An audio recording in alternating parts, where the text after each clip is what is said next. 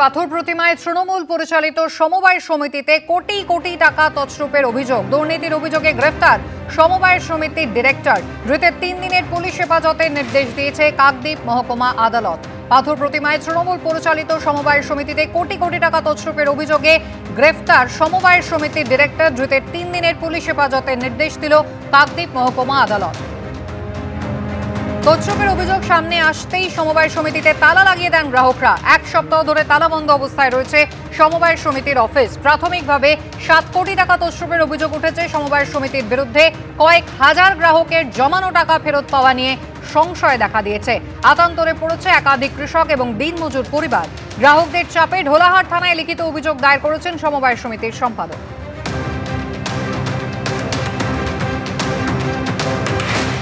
Agartala rail স্টেশনে পুলিশের জালে এবার 4 বাংলাদেশি অনুপ্রবেশকারী। গোপন সূত্রে খবর পেয়ে স্টেশন চত্বরে যৌথ অভিযান চালায় আরপিএফ, জিআরপি, বিএসএফ। আর তাদের সঙ্গে ছিল ত্রিপুরা পুলিশের গোয়েন্দা বিভাগ।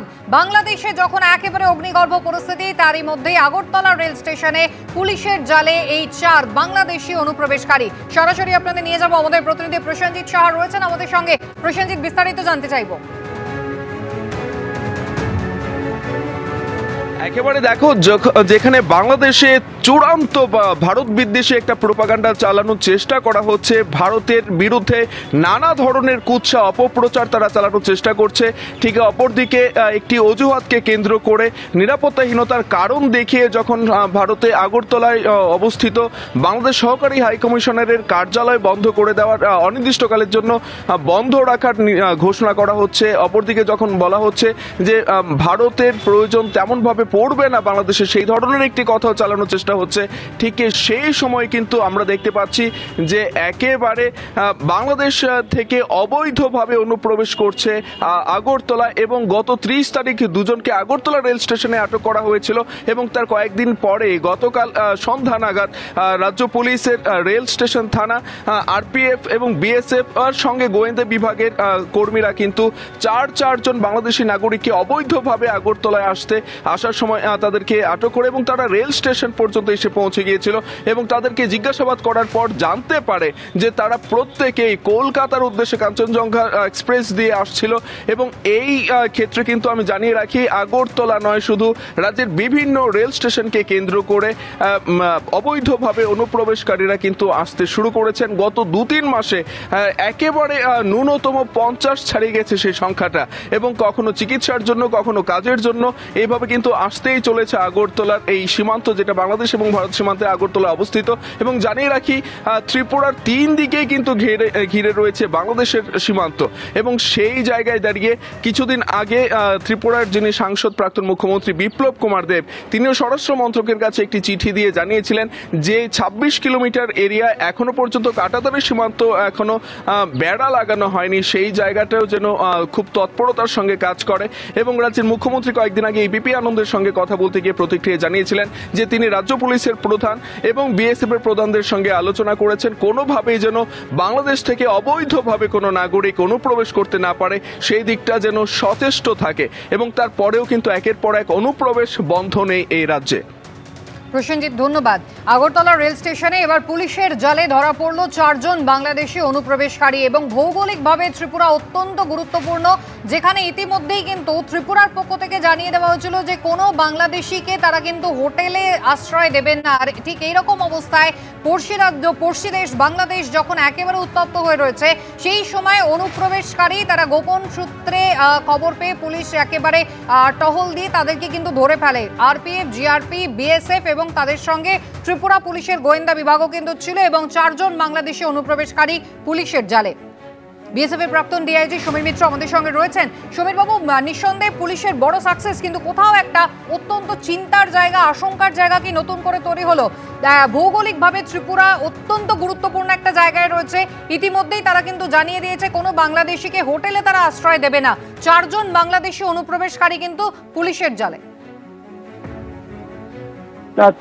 এটা যদি আমরা যারা আমরা ত্রিপুরায় সম্বন্ধে একটুখানি আমাদের জ্ঞান আছে, সেটা সেই জায়গাটায় যে ত্রিপুরা আখাউড়া ছাড়া বাকি যে এরিয়াগুলো রয়েছে in the dense forest and all, ওখানে যে যতটা আমাদের সার্ভিলেন্স এবং যতটা আমাদের অ্যাগ্রেসিভ ফেন্সিং গুলো করা দরকার সেগুলো আপাতত হচ্ছে, এখনো পর্যন্ত সম্পূর্ণ হয়নি। আমি এই চ্যানেলের মাধ্যমে যদি কেউ শুনতে থাকেন বিএসএফ এর কোনো অধিকর্তা, তাকে আমি বলবো যে এই ব্যাপারে যেন আরো বেশি গুরুত্ব দেওয়া হয়, কারণ বাংলাদেশ সেই বাংলাদেশ নেই, এখন এক নতুন উচ্ছৃঙ্খল, উদ্ধত এবং মানে কি বলবো যে পলিটিক্যাল ক্যারেক্টার ছাড়াই তারা আজকে দেশ শাসনের একটা অধিকার পেয়ে গেছে। সুতরাং এইখানে কারণ you can always interact with the people who are educated.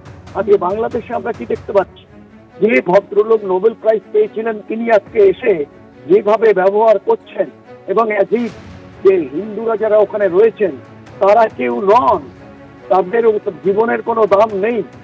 এই যে ইয়েকে ধরে যে মংকে ধরে ফেলা হলো, তার জন্য একটা উকিল পর্যন্ত দিতে পারলেন না। সুতরাং এই যে অনুপ্রবেশ কিংবা অবৈধ প্রবেশ, এখন আমি অবৈধ প্রবেশ কথাটা আর বলবো না, এই জন্য বর্তমান পরিস্থিতিতে এটা অনুপ্রবেশ, এবং এই অনুপ্রবেশ সেটাকে যদি 100% একে রিপিয়ে করতে হয় তাহলে কয়েকটা জিনিস করতে হবে।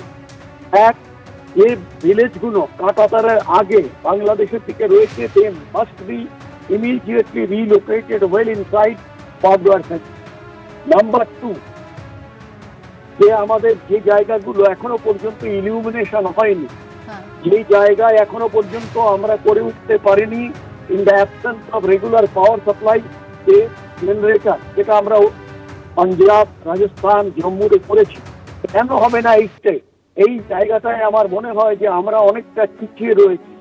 থার্ডলি, আমাদের যারা রয়েছেন তাদেরও কিন্তু আমি অনুরোধ করব যে আজকে যে পরিস্থিতির মধ্য দিয়ে যাচ্ছি, যে আগের আলোচনায় যেমন বলা হয়েছিল যে অটল বিহারী বাজপেয়ী তিনি ইউনাইটেড নেশনসে গেছিলেন এবং পুরো ব্যাপারটা জানিয়েছিলেন, আজকে আমরা এই ক্ষুদ্র পলিটিক্সের ওপরে উঠে, যেখানে আমার দেশ এবং রাজ্যে একটা বিরাট স্বার্থ জড়িয়ে আছে, সেইটাকে কেন আমরা যৌথভাবে এবং পুরো দেশ এক হয়ে কেন আমরা করব না?